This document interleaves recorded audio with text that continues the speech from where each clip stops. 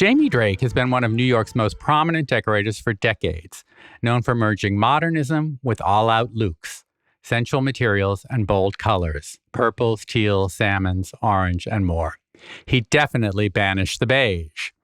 His beautifully detailed, clean-lined, and cosseting style won him a spot in the AD 100 Hall of Fame, and he became a favorite of business titans around the globe, none more so than Michael Bloomberg, perhaps his most famous client. And when he became mayor of New York City, Bloomberg enlisted Jamie to decorate Gracie Mansion and even the chapels at the city's Marriage Bureau, which I can attest is one of the most joyous spaces in the city. But that kind of public service is typical of Jamie, who is one of the most beloved people in the design industry and whose efforts on behalf of a wide variety of worthy causes, including the Kips Bay Show Houses, the Alpha Workshops, and the New York Community Trust, is legendary.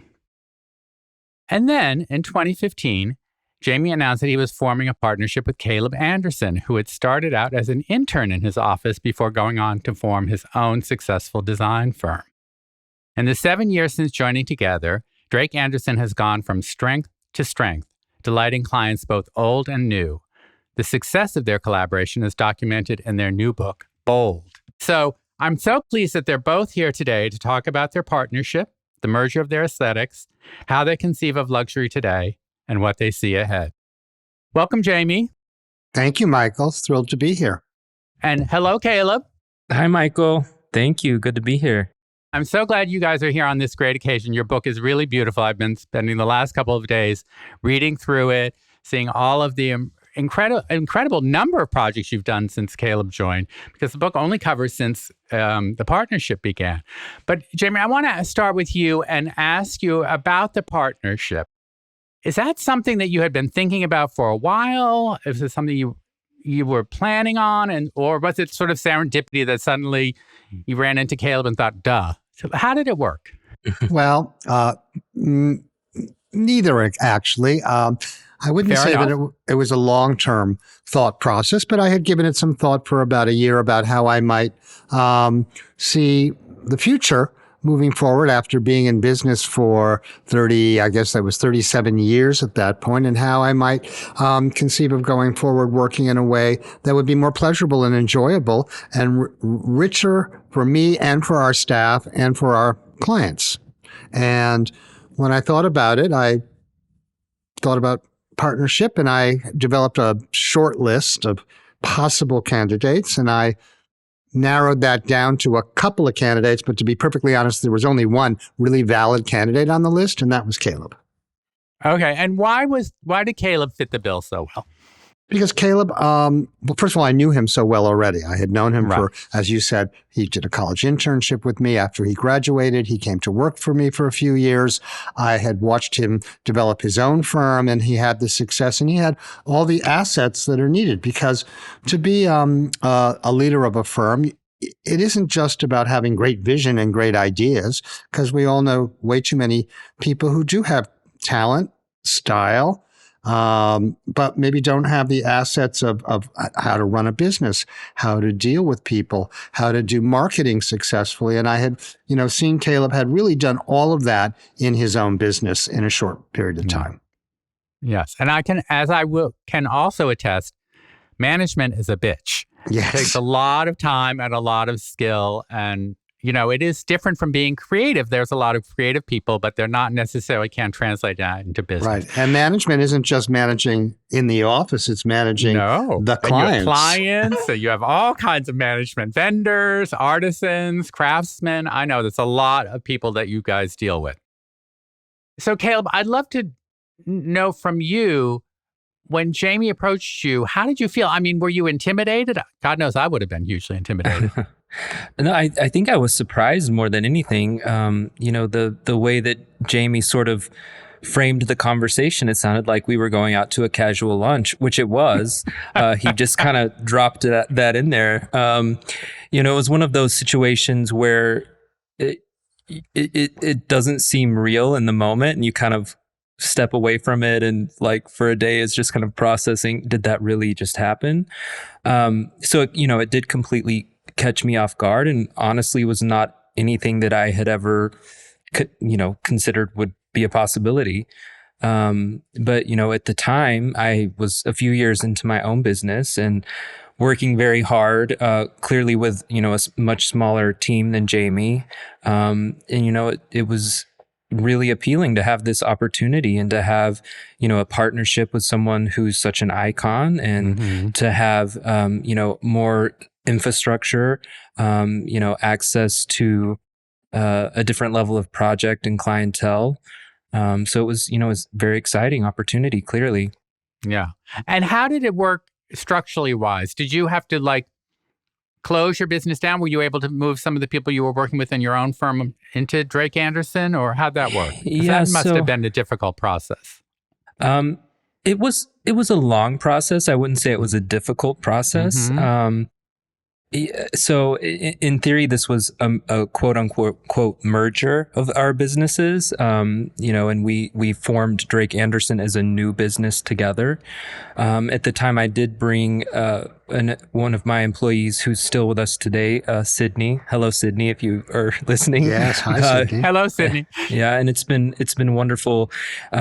My experience with Sydney actually was as her as an intern, and as my business grew, I hired her part-time, full-time, and then she's been here with us ever since, and does an outstanding job. And actually, interestingly enough, manages our internship program.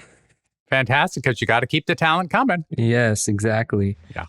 So, Jamie, I'd love to get a sense from you on two levels. How do you think the merged partnership, Drake Anderson, has changed on a day-to-day basis from your previous solo business in terms of day-to-day work? But also, how do you think the work of the firm has evolved?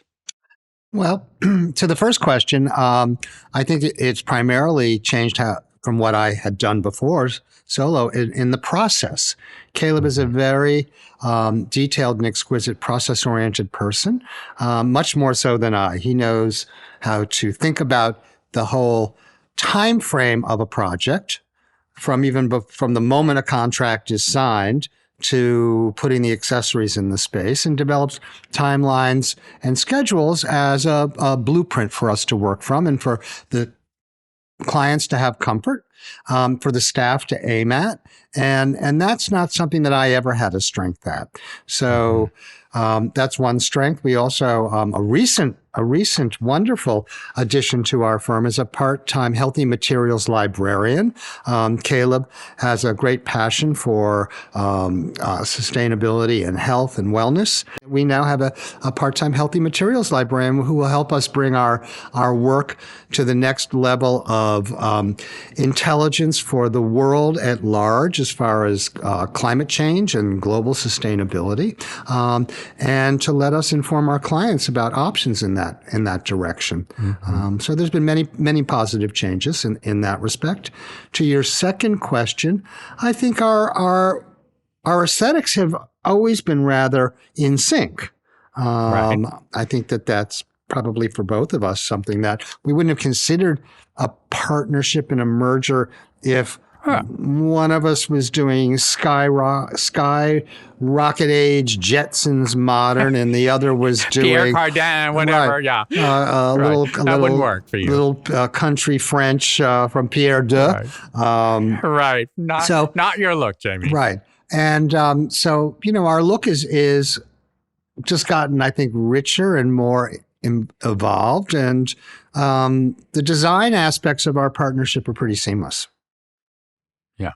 And I would say, looking through the book, which is so beautiful, I would agree there seems to be, and this is just a gut feeling of mine, there's almost like more variety of materials, stones and fabrics. It's almost in a way richer. And Caleb, it seems to me, my guess is that you brought some of that. Would you say that's true?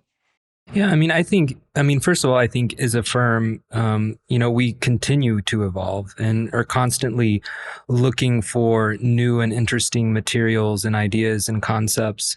But yeah, I mean, we love materially complex designs. Beyond the rooms themselves, the interiors themselves, even a piece we design, it often has multiple materials and lots of details, and so we enjoy, using beautiful materials and coming up with interesting ideas for our clients. Right. But I was also happy to see in the book, Jamie, that your color palette is just as rich and varied as it ever was. So clearly you weren't going to give that up. Well, And I think that clearly your clients don't Right. want you to. I think we paced the book in a way with the presentation of projects that there are ones that are more muted, interspersed with the ones that are more saturated. And that's really about us paying attention to what our clients want, because not every client wants the same level of saturation. But I think it would be hard to live in a world without color. I would find that very hard to get enthusiastic about. I think, color is definitely one of the tools or things that we use in design to be bold, not to be, redundant or cliche with the book. But, one thing that I think we've found other ways to be bold, a lot of our boldness, in my opinion, now comes through, forms and shapes and gestures of furniture and architectural details. So even when we're not using strong color or a lot of color, that bold is still there through other design elements. I think when doing a design, it is an art form. It's a business as well, but it's an art form, and I think of it often as our finished work, our presentations as painting a picture. And it's about the different brush strokes and the way they go together. And as Caleb said, they could be gesture, but they could also be pigment. And those are the tools in our toolbox. Yeah. And I notice in the book, and I think this is always true, but I think it's probably even more so, the use of like sculptural furniture, curved sofas, curved chairs, a lot of very contemporary sculptural pieces, free form kind of lighting, pieces by the Haas brothers, organic kind of things, and a lot of shine, a lot of gleaming gold and brass. And I think that, mixing that all together is, as you were saying, Jamie, is an art form because it could so easily go over the top. Is that something that you guys worry about? Or is it just innate to you, Caleb, that you can balance the richness out so it's never too much? You don't want to be eating a bowl of whipped cream, Yeah, no, I mean, I think the key thing is being intentional. Everything that we do is intentional. The choices that we make, we're not just, throwing a bunch of mixed metals in there because, and it's also just, whenever we're developing a design, it's studied. We are, creating palettes and boards and pinning things up, and we get a sense of the balance and the use of those materials and those colors, so that, it feels strong, but it works. It's not too much. And we do know when we need to pull back. We know when we need to push harder, but we also know when we need to pull back. And I think that's part of being a good designer, is having the ability to know, when enough is enough or when you need a little bit more. It's like how important empty space is sometimes. The part of a room that doesn't have something in it or a singular thing stands out in relief and outline, because it's nice to have the eye be titillated and tantalized, but the eye also then needs a moment of rest to enjoy everything. And, speaking of that, one of the things that's come up on previous podcasts, and I'd love to know what you guys think about this. Instagram has been such a huge influence on the design world, but the thing about Instagram is it tends to feature those dramatic moments, those objects that stand out, and not the quiet moments, which I agree are totally essential to the success of any house, interior, or even a room. So do you find that your clients understand that? I mean, you obviously have very sophisticated clients, but is that an issue for you now that you don't want the whole world to be Instagram shots? I think what a lot of it is about is trusting clients who hired us and then do trust us. And certainly the work in the book is all from clients who trust us and have given us great confidence to create for them and to use our aesthetic prowess. Yeah, and sometimes it is a little bit of a educational process with clients, because often they will, if we're reviewing a design, they will hone in on a particular piece or a particular finish, and just explaining to them that, well, this was selected because of this piece here, and it connects with this piece here. And so, with clients, sometimes we have to remind them not to view something in isolation. Yeah, because I think a lot of people focus on the object as opposed to the effect. Right. And that's always hard.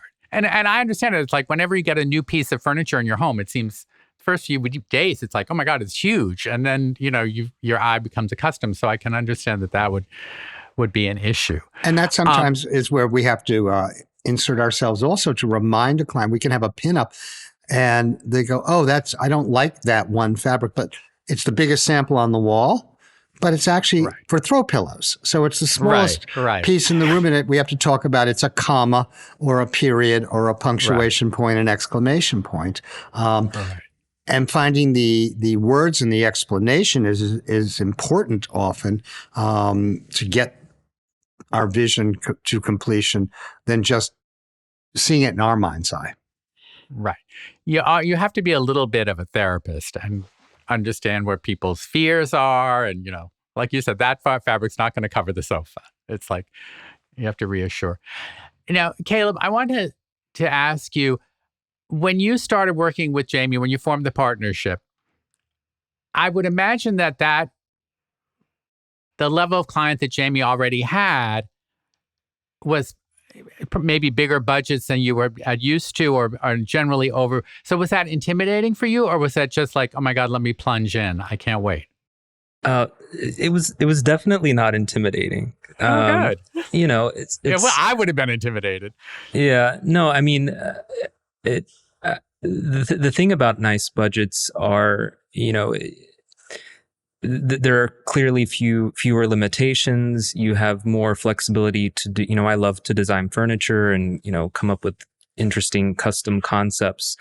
And so to have a little bit more freedom, and not just be sourcing kind of already made or kind of limited to that range of materials or furniture, was definitely enjoyable for me. But I also don't mind every now and then a low budget challenge.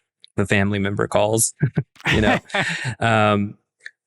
think you can achieve good design on a variety of budgets, and we do. I mean, within our firm, we have projects that have smaller budgets than others, but we give them the same level of attention and creative energy. And and good design is good design. Right. However it's whatever level it's executed at. Right. But why don't you ask me, but what's your best client? What are your best clients? Go ahead, Michael. Okay, Jamie, what are your best clients? Those with huge budgets who give faith, trust, and don't get involved. I think that is every designer's dream. Every designer's dream. But I think you probably achieve that dream. Drake Anderson probably achieves that dream more often than most firms, because well, every client is involved, and they should be. Every client is, of course. But it's those who let you go forward. Give you carte blanche, right? But and this is one of the advantages, and I would think, Caleb, you would agree with this, is that because you have a reputation, Jamie, and are known for the quality of your work and the style of your work, which is, it's flexible. And you, in the book, you have all kinds of different, country houses, city tower apartments. It's flexible, but it has a particular look that people come to you for, and a level of quality. And to me, that would be an advantage in terms of getting new clients, or obviously you have a lot of repeat clients, and they obviously know what they're coming to you for. But I guess it's like in terms of the new, when you formed the new partnership, was there some wariness on the part of your clients, or did they trust you on that aspect too? I don't think there was wariness. I think I wouldn't call it wariness. I think there was curiosity. I think on both sides. Mm-hmm. And Caleb did have high net worth individuals as clients as well. I don't mean to minimize that. No, right. I totally understand. I can actually tell you an interesting story. A current client, and I'm sure she won't mind me telling you this. When I was first starting out, I've always been an entrepreneur. When I was first starting out with my business and trying to find work, I would literally respond to Craigslist ads for people looking for a designer. And this one particular time I ended up working for the family, and they're a client to this day with a significant budget. Wow, I don't know why at the time she was looking for a designer through Craigslist, but she's working with us to this day, and we've maintained that relationship. So you never know.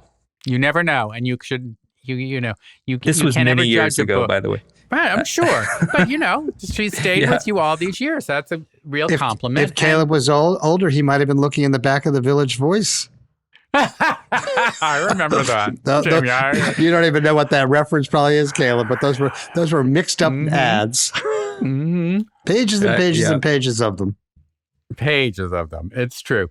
So I want to get back to what you were mentioning, Jamie, about sustainability and quality, and a topic that is increasingly important and comes up all the time, wellness. And Caleb, I think it's so interesting that you and your partner, DeAndre Devane, have formed this new company, and I'd love for you to talk a little about that. Yeah, so just to give you a bit of background, I'll be very, very straightforward. A few years ago, I was really stressed out, very stressed out. And I'm the type of person who internalizes my stress. And over time, it just kind of started to manifest in not great ways. I wasn't sleeping well. I was having panic attacks. And so, I kind of set out on this wellness path, wellness journey, that's been very transformational for me. And, as I'm kind of going through these experiences with my partner, DeAndre, I'm hearing a common conversation, common dialogue among other people in our industry about how stressed out, how anxious they are, how, it's harder and harder to find the joy in the profession. And so it made me and us want to come up with, an organization or a concept where we could share some of these wellness experiences with the design and architecture community. So we launched this organization this fall, just a few weeks ago, but essentially for designers and architects, we're putting on events and workshops and retreats all centered around wellness practices. So, and it's kind of effectively another alternative to the typical networking event in our industry, like the cocktail parties. But the interesting thing that's come out of this, Well Designed, this organization is very much about the human, the human component, the human aspect and experience. But conversations around design are obviously becoming part of what we're doing, really initially driven by the partners that we were attracting who have similar values or vision relating to wellness and those types of things.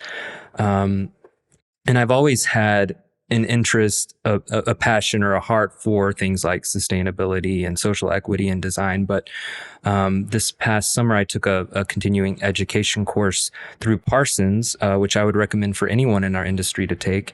And it really just kind of shed a huge light and really informed informed at just another level about these issues and what's possible. So that's kind of why within our firm, we've brought in this healthy materials consultant and are really, I'm very interested to know how, we can take our brand and our materiality, our aesthetic, and marry it with these concepts and still produce design that is fine, that is beautiful, that is artistic. Because I think, commercial firms, hospitality firms to some extent, they're kind of in this space. There's not a lot in the high-end residential market that are stepping into this space. So I think it's important, and I think it's an interesting, direction. And very smart. I think we often lose sight of the fact that, design is supposed to make people's lives better, more beautiful, but also better, functioning better, making them more healthy, making them be able to sleep at night, as you were saying, Caleb, and traditionally design did that. And, there's no better exemplar of that than you, Jamie, of, working with Kip Spey and different charities and Alpha, the wonderful work you do for Alpha Workshops, where you train artisans, people who otherwise might not be able to have jobs, all of that. But I do think that there's this sense now that design is part of a larger world, and, buildings and renovations are so bad for the environment in terms of landfill. I mean, we did an episode about sustainability. We're planning to do more because it's so important. But I think it's so interesting that, health starts at the head and goes outward. And so I think that's so interesting that you starting this. And I would guess that you had a huge response, Caleb. Is that true? Yeah, I mean, when I initially kind of conceived of this idea, I didn't necessarily have an intention or a vision for it to be at the scale that it's at now. But I think that it just shows the resonance and kind of the opening that our community has, and the need. And, I certainly think that, in design, yes, people are designing wellness spaces and trying to be more conscientious, around sustainability. But for the designer themselves to be operating and functioning from a place of wellness, I think that it just opens up, a lot more awareness, and people are much more in tune to these important needs that we have. And I also think that there's a lot of opportunity for our industry. I really think that the next creative renaissance that we have really can be one with more purpose, and really, through these conversations, we can see a lot of innovation and creativity come about that, is sort of working towards a higher purpose with these issues. And I suspect, Jamie, that one reason that you said it, one reason that you even wanted to form a partnership with Caleb was because you wanted to have more time to do what you love to do and less time doing other things. So that's your mental health as well. So I guess this whole thing comes out of that impulse. Well, I think we all want to do mostly what we love, and and maybe minimize the things we don't love. But I do think it's just fascinating. I famously do not like stagnation. I embrace change. So to have growth and learning processes about new solutions and healthier living solutions. I think about the last 10 years or so where clients might have been on the radar with their construction aspects about geothermal systems and solar systems and with the construction aspects, but very few really think about what we put in the house. And now I think the paint, the fabrics, all that, right? And the fillers in the sofas, the backing on the floor coverings, the wood you species select and how it's harvested. So there are so many opportunities there to create things that are just as beautiful and just as luxe, but that are also really healthy and really healthy for our world. And part of the intention of doing this too, Michael, is that through us embracing this, we're also able to not only educate and hopefully bring clients on board, but also elevate our partners. So if we work with an upholstery workroom, we can now dissect this sofa and say, can you make it like this? Can you use this fill instead? Have you considered this? And so it helps them in their business in this direction as well. Right, because it's everything from the granular, like you were saying, the small upholstery thing, all the way up to national or international brands. I think that when you guys start asking questions and making changes, and then your clients pick up on that and start demanding more, that it's going to be a slow, but I think, well, maybe not so slow, but I think it's going to be a change, and I think it's already started. And I guess we just have to keep forcing it ahead because it's not going away, as we just saw with Hurricane Ian. Climate change is real and it's not going to go away. And how do we rebuild? How do we build? How do we rebuild? All of those are going to be a big... and isn't that always been part of the role of a designer? Think back, this point where we're at now, is this a growth variant on the Bauhaus and on Corbusier and the Eameses, and who were always looking for new solutions and better ways to live, work, and the built environment. Caleb's the one who introduced me to the wonderful course he took at Parsons. But I'm so thrilled because I'm a Parsons graduate and I sit on the board of Parsons. And our department now the equivalent of what I graduated from is now called the School of Constructed Environments. So it has a broad focus on wonderful solutions for a future healthy planet. It really is exciting when you start to discover all that's kind of in the makings and all of the possibilities and the different materials and the biomanufactured materials and the mycelium materials. And, it's not that it's this kind of granola boring, not macrame. No, it's really unbelievable. We actually had someone come in today from a company we've never worked with called Nature Squared, and they had the most exquisite materials, and they were all made from leftover things, they were as gorgeous as any mica, or it was fascinating just to kind of see what people are coming up with, and to then think of ideas of how we can use them in our projects. Right. Well, it's interesting. It's you see it now in a lot of the fashion houses and Hermes. They're using leftover materials, recirculating materials. So it's definitely influencing the culture. It's going to trickle up or down. I don't know, but it's trickling. And I think people are going to become more and more aware of it. But at the same time, people come to you guys because they want pretty. And it has to be great design. And it's our responsibility to show them that they can have prettier, right? And that with these additional considerations, I think the biggest challenge that we have, that our industry will have, is shifting the priorities, because right now everything is driven by budget and by schedule and time. Where is health coming into play, or where is, sustainability coming to play? The priorities need to shift a bit. And, I think actually this client I was just talking about earlier that I met on Craigslist, when she was in here and we were looking at fabrics, I started talking to her about all of this, and she made some changes. She was moved enough by what I said to make some changes of the materials. So, they are listening, and I think that they do respect us as experts. And, I think if we, put it out there, it will slowly, shift and become more of the conversation. Right. And, one of the claims of Chairish, which is actually very true, is, vintage is sustainable. Using vintage, and you guys use a lot of vintage in your work. A lot of it is new, and upholstery and stuff like that. But it's interesting. So, how do you see that going ahead? Do you see that you're going to make an effort to continue to use vintage, and is that a part of something that your clients understand and appreciate? I think it's something that we love for a variety of reasons. And one is, yes, it's sustainable. It's upcycling, but also it's unique. So to be able to use the antique or the vintage, something that nobody else really has, really gives a soul to a room and a space, and is provocative, intellectually provocative, as well as visually provocative. Right. And I want to get a sense from you, because I know our listeners always are fascinated by this. They want to know where you get your inspiration from, which I know is an impossible question to answer.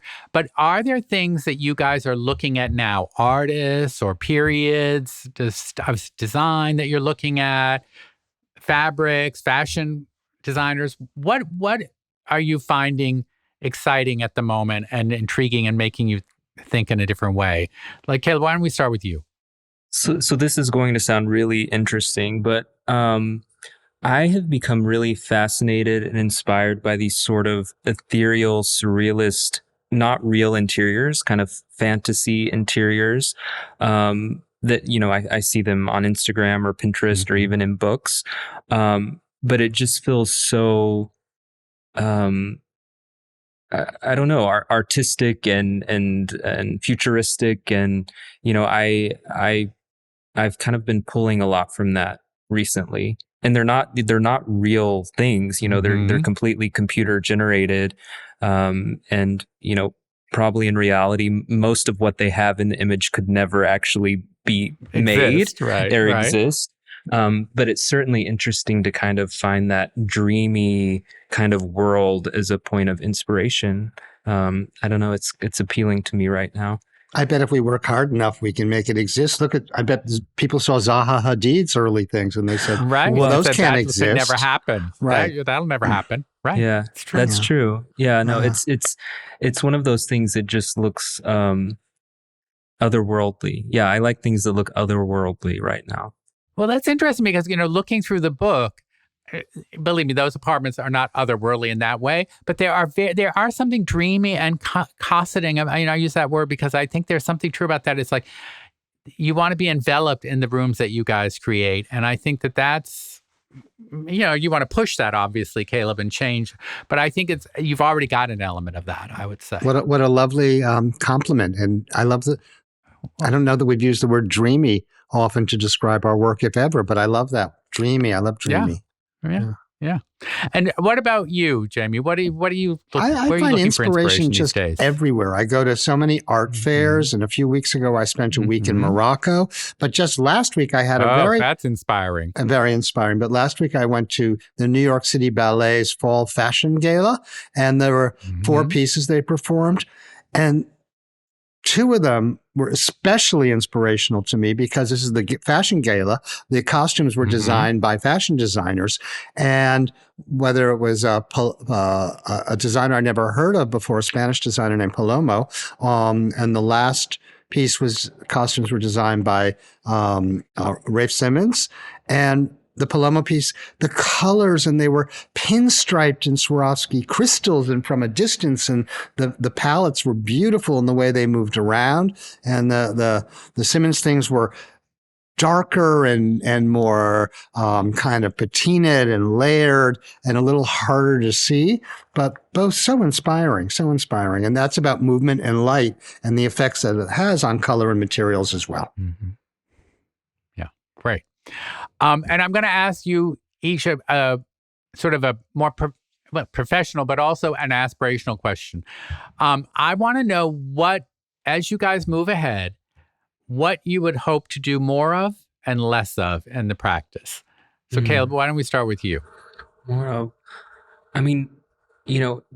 definitely am excited about this healthier materials, sustainability, and finding ways to, again, take our brand and our aesthetic and marry it with these considerations. So, I would love to do more projects like that and for us to develop a reputation for doing that. I think Jamie and I have always wanted to do a hotel. So if there's any hotel developers out there, give us a call. So you guys have never done a hotel? That's kind of shocking to me. Yeah. Okay. Well, hopefully somebody will hear that, But yeah, I think it's really just kind of stepping into this space of well, we haven't done an entire marrying. hotel. We did do That's one true. suite at the Park Hyatt on 57th Street, but we'd like to do Yes, sort of done a hotel. You want to do the whole thing. Absolutely. Yeah. Why not? The rooms, the spas, the restaurants, Yeah, exactly. The bars. You want the Drake Anderson experience. Right. A wellness hotel. We want to do a wellness hotel. I'll put that out there. Okay, good. And what would you like to do less of? Well, that's tricky. That sure is tricky. You don't have to name names. I guess I would like to do less projects where we are creatively questioned and constantly creatively questioned and challenged. And it kind of becomes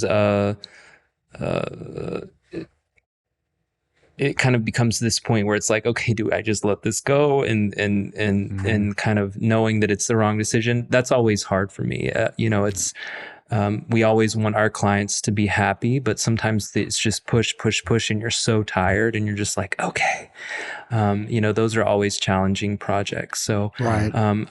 I would say, fewer projects in the future where we're faced with those kinds of challenges would be ideal. But I do think that that's just part of the nature of our business.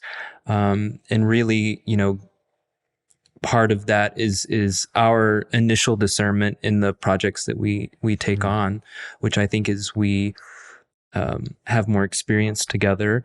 That becomes easier to do. Yeah.